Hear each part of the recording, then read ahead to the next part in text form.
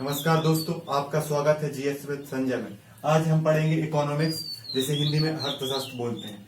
अर्थशास्त्र और अर्थव्यवस्था के अंतर को भी समझेंगे, क्योंकि ये सैद्धांतिक बात है और ये प्रैक्टिकल बात है। इन चीजों को भी समझेंगे और इकोनॉमिक्स के बारे में किन किन लेखकों ने या उनके जो जनक कौन था, उसकी विशेषताएं क्या होती हैं, इकोनॉमिक्स और इकोनॉमी अंतर क्या होते हैं, और जो मतलब आर्थिक क्रिया है, अर्थव्यवस्था को चलाने की जो क्रिया होती है वो क्या होती है, इनके बारे में मतलब कुल मिला के आज के जो वीडियो में अपन अर्थशास्त्र या इकोनॉमिक्स के बारे में बेसिक जानकारी को या उसकी अवधारणा को समझेंगे। कृपया वीडियो को पूरा देखें। आइए शुरू करते हैं। अर्थशास्त्र, देखो अर्थशास्त्र या इकोनॉमिक्स दो चीजों पर आधारित है, एक मांग व एक पूर्ति। मतलब डिमांड और सप्लाई, मतलब किसी भी चीज को इकोनॉमिक्स को, अर्थशास्त्र को समझने के लिए उस सबसे जरूरी चीजें होती हैं मांग और आपूर्ति। इसी के सिद्धांत पर अर्थशास्त्र आधारित है।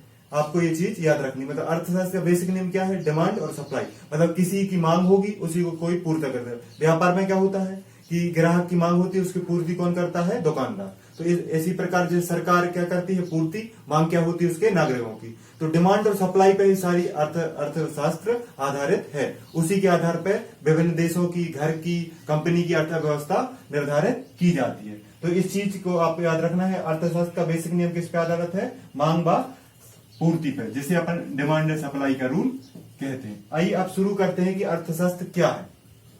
तो अर्थशास्त्र के बारे में इकोनॉमिक्स क्या है, इकोनॉमिक्स क्या है, मतलब इकोनॉमिक्स क्या है, अपना क्वेश्चन है इकोनॉमिक्स क्या है। तो इकोनॉमिक्स के जनक हैं जो एडम स्मिथ हैं। इकोनॉमिक्स के जनक कौन है, एडम स्मिथ। एडम स्मिथ ने एक पुस्तक लिखी 1776 में, जिसका नाम है वेल्थ ऑफ नेशन।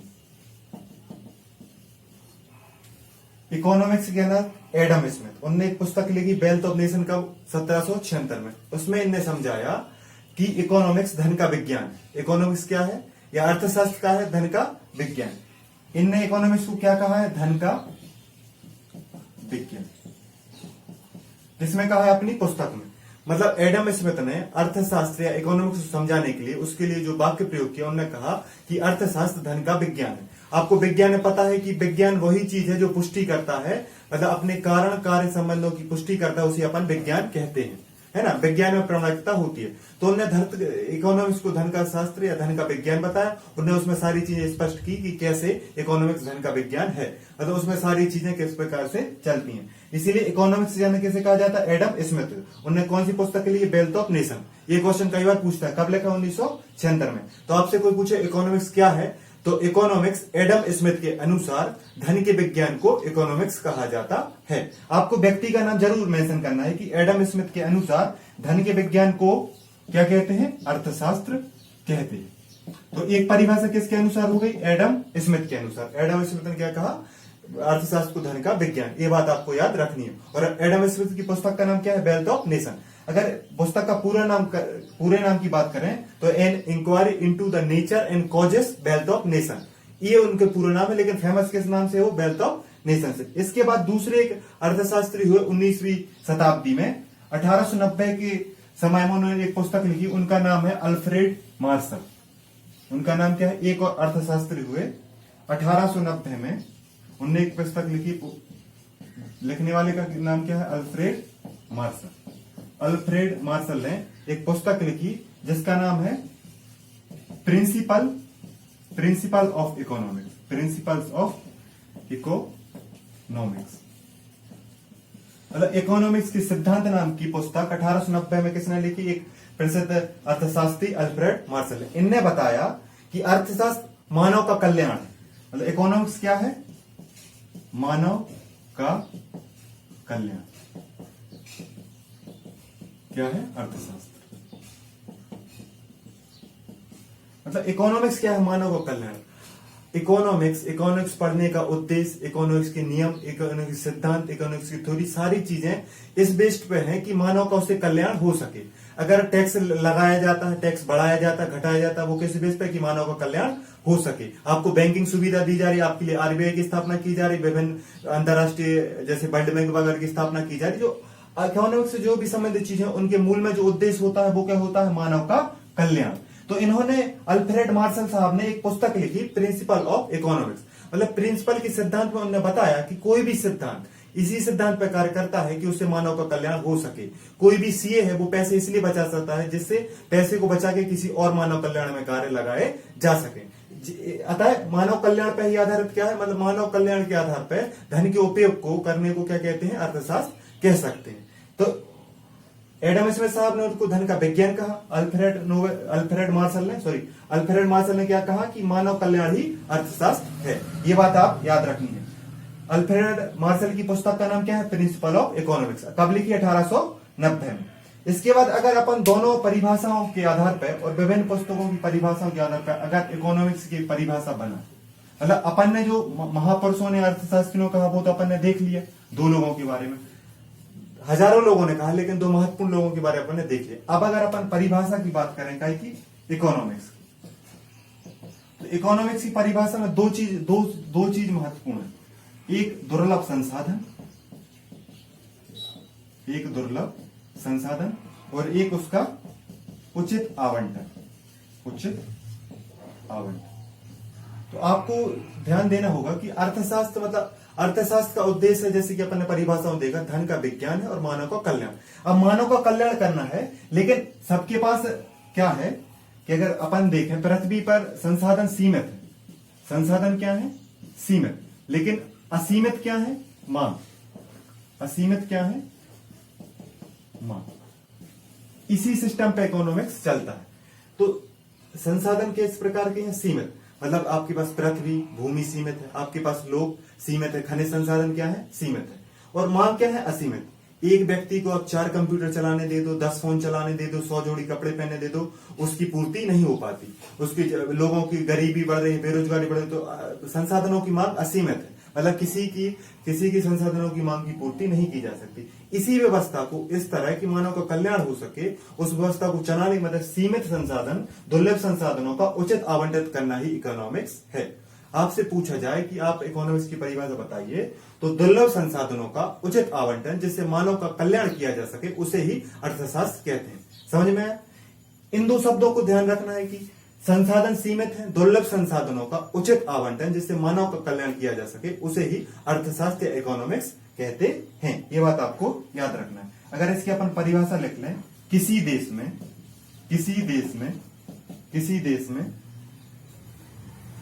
वे सभी सिद्धांत किसी देश में वे सभी सिद्धांत जिनका प्रयोग करके दुर्लभ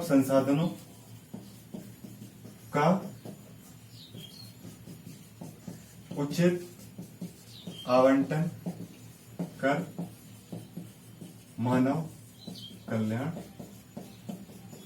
उचित आवंटन कर मानव कल्याण किया जा सके उसे ही अर्थशास्त्र कहते हैं।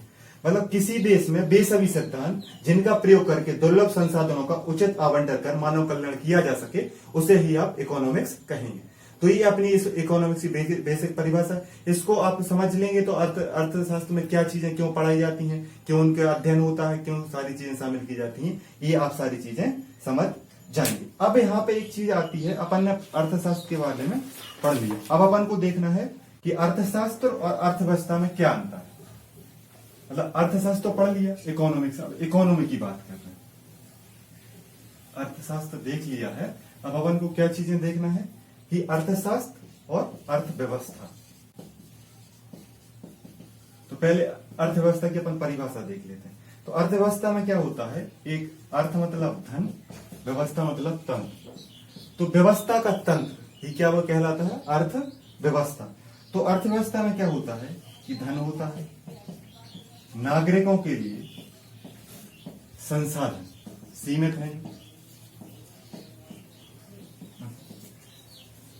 मतलब कि अर्थव्यवस्था के तहत संसाधनों का क्या करना है, आवंटन, संसाधनों का आवंटन करना है, और आवंटन करने का उद्देश्य क्या है, अधिकतम कल्याण। समझ? मतलब कि अर्थशास्त्र के अंतर्गत नागरिकों के लिए संसाधनों का उचित आवंटन जिससे उनका अधिकतम कल्याण हो सके, ऐसी व्यवस्था जो क्षेत्र में की जाती है उसे अर्थव्यवस्था कहते हैं। मतलब कि भारत सरकार अपने संसाधनों का अपने नागरिकों के लिए जब आवंटन करेगी, उससे नागरिकों का जब अधिकतम कल्याण होगा, उसे ही क्या कहेंगे, भारत की अर्थव्यवस्था कहेंगे। अर्थव्यवस्था में क्षेत्र और धन की भूमिका महत्वपूर्ण होती है। मतलब अर्थव्यवस्था में धन शामिल होगा और क्षेत्र शामिल होगा। मतलब कि अगर आप अपने घर की अर्थव्यवस्था की बात कहें तो आपके घर में संसाधन आपके पापा की या संपत्ति हो सकती है, पापा की कमाई, या घर में जो लोग कमाते हैं उनकी कमाई, वो क्या हो सकती है, संसाधन। आप के परिवार के मेंबर्स क्या हो सकते हैं, नागरिक। अब पिताजी या जो मुखिया वो क्या करेगा, उन संसाधनों का आवंटन करेगा। किसको कपड़ा चाहिए, घर पे फ्रिज चाहिए, गाड़ी चाहिए, टीवी चाहिए, इन सारों का आवंटन इस प्रकार करेगा कि सारे लोग खुश हो सकें, उसे अर्थव्यवस्था कहते हैं। तो घर की अर्थव्यवस्था हो सकती है, देश की अर्थव्यवस्था हो सकती है, गांव की, शहर की, कंपनी की, ये सारी अर्थव्यवस्था हो सकती है। तो किसी क्षेत्र और धन की जिसमें मुख्य भूमिका होती है उसे अर्थव्यवस्था कहते हैं। तो अर्थव्यवस्था की परिभाषा क्या हो सकती है, वह व्यवस्था जिसमें किसी क्षेत्र विशेष के, वह व्यवस्था जिसमें किसी क्षेत्र विशेष के संसाधनों का आवंटन उसके नागरिकों में इस प्रकार किया जाए कि उनका अधिकतम कल्याण हो सके। मतलब जो सैद्धांतिकवाद, मतलब कि अर्थशास्त्र और अर्थव्यवस्था में दोनों जो परिभाषाएं लगभग सेम है। आपको याद रखना है कि कल्याण किसका करना है, नागरिक, आवंटन किसका करना है, संसाधन। ये चीज आपको याद रखनी है। अब दोनों का अंतर देखा जाए तो इधर पे सैद्धांतिकवाद कहां पे होती है, मतलब नियम कायदे सारी कहां पढ़ेंगे आप, इकोनॉमिक्स में, और उनका प्रयोग कहां करेंगे आप, वो करेंगे अर्थव्यवस्था। मतलब एक सिद्धांत है इकोनॉमिक्स में, एक सिद्धांत है कि आप अगर मांग बढ़ी है और सप्लाई बढ़ा दी जाए, तो अगर मांग बढ़ी और सप्लाई कम है तो क्या होगा, उसमें कीमतें बढ़ जाएंगी। ये चीज आपको दिखेगी कहां, अर्थव्यवस्था में। मतलब ये भारत की अर्थव्यवस्था का जब अध्ययन करेंगे तब इस चीज का आपको पता चलेंगे। जैसे टैक्स बढ़ाने पर लोग टैक्स चोरी करते हैं, तो इस चीज ये सिद्धांत कहां लिखा है, इकोनॉमिक्स की किताब में। लेकिन उसका प्रायोगिक रूप आप कहां देखेंगे, किसी देश में जहां टैक्स लागू है, कोई कंपनी जो टैक्स लगा रही है उसका अध्ययन करके आप जानकारी। मतलब दोनों चीजें इंटरलिंक है, लेकिन एक में सिद्धांत और नियम लिखे हैं, एक में उसका प्रैक्टिकल चीज होती है। मतलब कि इकोनॉमिक्स की किताब पढ़ के आप किसी देश की, किसी कंपनी की अर्थव्यवस्था में उन नियमों को लागू कर सकते हैं और उस देश की अर्थव्यवस्था, उस कंपनी की अर्थव्यवस्था को मजबूत करने के लिए निर्णायक कदम उठा सकते हैं। ये बात आपको याद रखनी है। अब अर्थव्यवस्था पढ़ लिया अपन ने और अर्थशास्त्र देख लिया। अब अपन को देखना है कि क्योंकि पढ़ने के लिए अध्ययन की दृष्टि से इकोनॉमिक्स को दो भागों में विभाजित किया गया। कितने भागों में, दो भागों में। इकोनॉमिक्स को याद रखना है, अर्थशास्त्र को दो भागों में बांटा गया है। एक भाग है व्यष्टि, एक भाग है समष्टि। अर्थशास्त्र के दो भाग होते हैं, इसे बोलते हैं माइक्रो इकोनॉमिक्स, इसे बोलते हैं मैक्रो इकोनॉमिक्स। मतलब अर्थशास्त्र को दो भागों में, व्यष्टि मतलब मैक्रो इकोनॉमिक्स, समष्टि मतलब मक। मैक्रो इकोनॉमिक्स मतलब समष्टि, माइक्रो मतलब व्यष्टि। तो यहां पे क्या है, किसी मतलब की अर्थशास्त्र व्यवस्था के अंदर जब सूक्ष्म स्तर पर अध्ययन किया जाएगा, सूक्ष्म स्तर पर अध्ययन किया जाएगा तो उसे क्या बोलेंगे, व्यष्टि या माइक्रो। और जब व्यापक स्तर पर अध्ययन किया जाएगा तो उसे क्या बोलेंगे, समष्टि। एक उदाहरण के तौर पर समझते हैं, अगर अपन देश में प्रति व्यक्ति आय, मतलब एक व्यक्ति की एक एक करके सारी व्यक्तियों की आय जाने, तो प्रति व्यक्ति आय उदाहरण है व्यष्टि का, प्रति व्यक्ति आय। मतलब देश में गणना करने वाली संस्था जब एक एक व्यक्ति की आय की जानकारी एकत्रित करती है तो व्यष्टि मतलब माइक्रो इकोनॉमिक्स के अंतर्गत आता है। और जो राष्ट्रीय आय मतलब सभी लोगों की आय, वो क्या होती है, व्यष्टि अर्थशास्त्र। अब देखो इनको अध्ययन करने बांटने का उद्देश्य, देखो प्रति व्यक्ति आय में क्या होता है, किसी व्यक्ति की 10,000 है, किसी व्यक्ति की 20,000 है।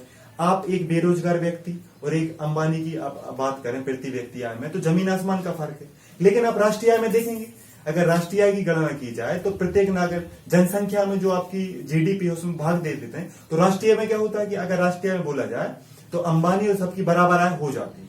मतलब अगर अमेरिका में जाके अंबानी बताएं कि भारत की राष्ट्रीय आय कितनी है, प्रति व्यक्ति आय कितनी है, उसमें राष्ट्रीय आय निकालने के बाद उसमें जनसंख्या भाग प्रति व्यक्ति आय आती है, तो वो क्या हो जाती है, एक फिक्स हो जाती है, लगभग 12,000 रुपए महीने है। तो सबके एक समतल पे आ जाते, किसमें, जब व्यष्टि मतलब बड़े स्तर पर बात की जाती है। लेकिन जब सूक्ष्म स्तर पर बात की जाती है तो उसमें जो असमानता है जो असमानता है, जो अलग अलग चीजें हैं, कौन ऊंचा है कौन नीचा, इसकी जानकारी आप सूक्ष्म स्तर पर प्राप्त कर सकते हैं, और व्यापक स्तर पे आप उस चीज को कर सकते हैं जिसमें देश की चीजें प्रदर्शित की जाती हैं। मतलब आप क्या कर सकते हैं, जैसे बाजार में आम किस रेट का बिक रहा है, तो वो आप सूक्ष्म स्तर कीमत, जो कीमत सिद्धांत है उसके लिए आपको सूक्ष्म स्तर पर, लघु स्तर पर, जमीनी स्तर पर जाके आपको जानकारी एकत्र करनी पड़ेगी। लेकिन थोक में कितना मिल रहा, मंडी में गए आपने देखा 40 रुपए किलो, लेकिन बाजार में है ना, तो सूक्ष्म स्तर पे क्या है, व्यष्टि में, और जो व्यापक स्तर पे वो समष्टि में।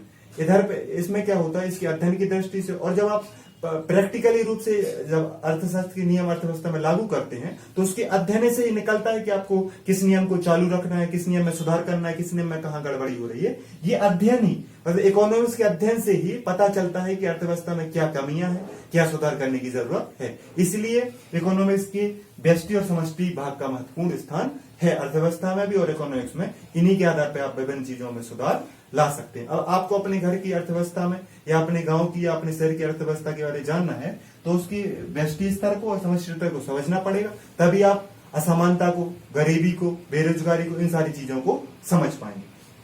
अब इसके बाद अगर अपन बात करें तो सबसे पहले जब अर्थव्यवस्था है, अब अपन ने इसका बेसिक समझ लिया। अब अर्थव्यवस्था में क्या होता है कि अर्थव्यवस्था, अब आपने नियम लिख लिए, तो अब इकोनॉमिक्स को जब देख लिया है, अब अपन को देखना है कि इकोनॉमिक्स के अपन ने सैद्धांतिक चीजें समझ ली कि छोटी चीजों को सूक्ष्म स्तर को समझने के लिए व्यष्टि होती है, समग्र स्तर को समझने के लिए समष्टि अर्थव्यवस्था के बारे में जानना पड़ता है। इकोनॉमिक्स की परिभाषा क्या है, अर्थव्यवस्था की परिभाषा क्या है, इसमें संसाधनों की बात की गई, नागरिकों की बात की गई, कल्याण की बात की गई। अब उन कल्याणों को जमीनी स्तर पर लागू करने के लिए आर्थिक क्रियाओं को लागू किया जाता है। आर्थिक क्रिया मतलब कि आर्थिक क्रियाएं वो है जब इकोनॉमिक्स के सिद्धांत अर्थव्यवस्था में प्रयोग रूप में लागू किए जाते हैं, तो उनको लागू करने की जो विधियां होती हैं उसे क्या बोलते हैं, आर्थिक क्रिया। और आर्थिक क्रियाएं 4 हैं। एक होता है उत्पादन, दूसरा होता है उपभोग, दूसरा क्या होता है, उपभोग, तीसरा होता है वितरण, इसी को कहीं कहीं निवेश लिखा मिलेगा आपको, और चौथा क्या होता है, विनिमय, कहीं कहीं आपको क्या मिलेगा, व्यापार। जैसे अपन 4 को देखें, उत्पादन, उपभोग, वितरण और विनिमय, ये 4 आर्थिक क्रिया है। मतलब अगर इसको एक उदाहरण से समझें तो किसान गेहूं का उत्पादन करेगा, कुछ अपने उपभोग के लिए, खाने के लिए बचा के रखेगा, फिर वो वितरण करेगा या निवेश कर देगा, बेच देगा व्यापारी को, तो व्यापारी पैसे के द्वारा, वस्तुओं के द्वारा विनिमय करेगा या उसका व्यापार करेगा।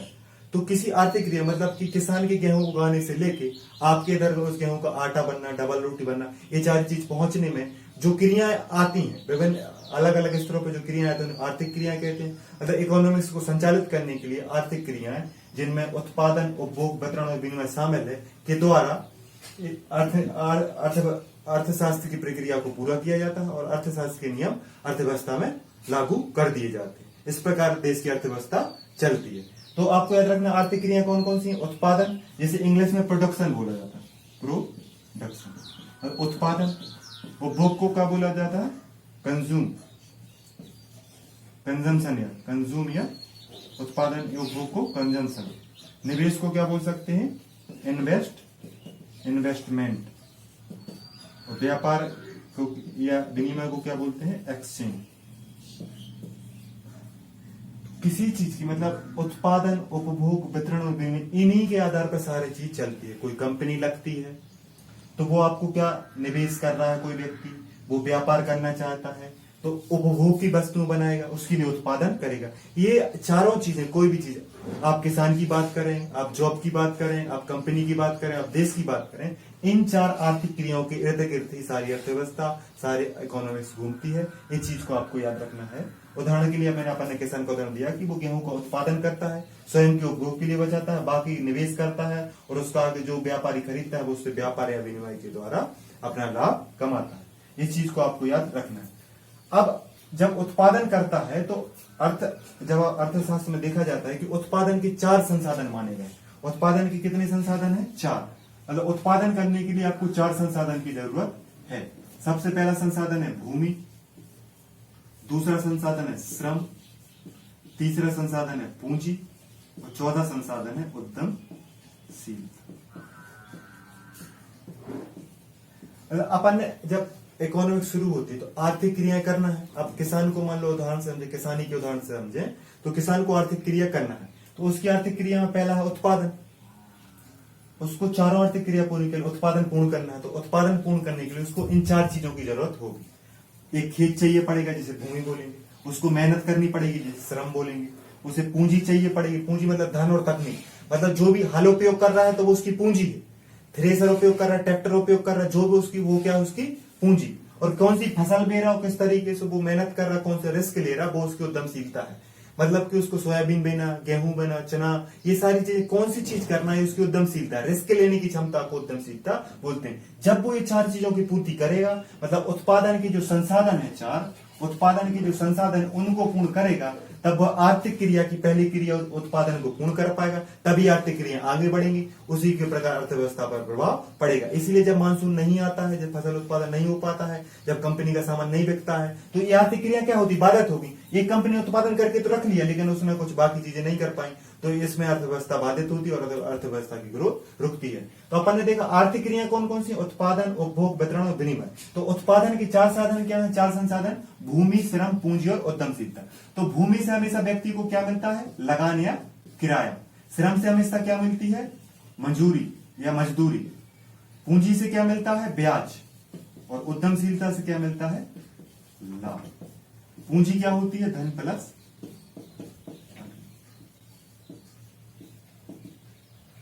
आपको बता दें, भूमि वो चीज है जहां पर कोई कंपनी लगेगी, जहां पे किसान खेती करेगा, जहां पे कोई कोचिंग संस्थान खोलेगा, जहां पे कोई आधार संरचना बनेगी, अस्पताल बनेगी, स्कूल बनेगा। ये उस भूमि मतलब उत्पादन शुरू करने के लिए, आप चाहे सर्विस सेक्टर की बात करें, प्राथमिक क्षेत्र की, धीरे धीरे सब चीजों को समझेंगे, उन सब चीज के लिए भूमि की अति आवश्यकता है। चाहे आप ऑनलाइन वर्क करें, सबके लिए भूमि की आवश्यकता है, ऑफिस खोलने के लिए भूमि की आवश्यकता है। तो उत्पादन में सबसे महत्वपूर्ण साधन क्या है, भूमि। मतलब जिसके पास भूमि है तो वो उससे क्या प्राप्त कर सकता है, लगान।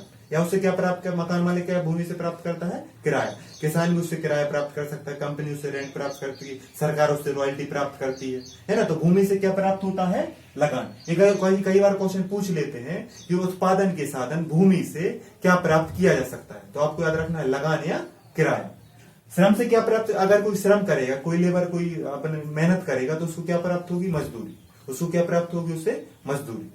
अगर कोई व्यक्ति पूंजी लगाए, मान लो एक कंपनी ने पूंजी लगाई और एक कंपनी ने पेपर छापने की मशीन लगा दी, उसमें अपना धन लगा दिया और अपने लगा दी, तो उससे क्या कर सकता है, वो ब्याज प्राप्त कर सकता है। ब्याज कर लेगी, क्योंकि कंपनी में इन्वेस्ट कोई करता है, कंपनी किसी और की होती है। तो जो लाभ कमाता है उसके लाभ के अंश के रूप में वो मूलधन तो देगा ही, साथ में क्या देता है, उसको ब्याज भी देता है। और उस मशीन पे जो रॉयल्टी मिलती है वो भी एक प्रकार का ब्याज है, क्योंकि आपकी मशीन तो मशीन है, उसके अतिरिक्त आपको जो पैसा मिल रहा है वो क्या, किस तरीके से प्रदर्शित होता है, ब्याज के रूप में। और जो उद्यमशीलता होती है, मतलब रिस्क लेने की क्षमता होती है, उसे क्या बोलते हैं, उद्यमशीलता। उससे क्या प्राप्त होता है व्यक्ति को, उससे लाभ प्राप्त होता है। तो उत्पादन की संसाधनों में जब आप भूमि पे कोई कंपनी लगाओगे, उसमें श्रम करने के लिए मजदूरों को रखोगे, उसमें जब मशीनों को लगाओगे, और ये सारी सोचने के लिए जो आपका रिस्क लेने की क्षमता होगी, तभी आप उत्पादन कर पाओगे। जब उत्पादन होगा तो उसके बाद उपभोग के लिए आप वस्तु को बचाओगे, उसके बाद आप विनिमय या निवेश के लिए लोगों को जुटाओगे, और उसके बाद क्या है, विनिमय होगा, व्यापार होगा। इस तरह आर्थिक क्रिया पूरी होगी, जिससे अर्थव्यवस्था का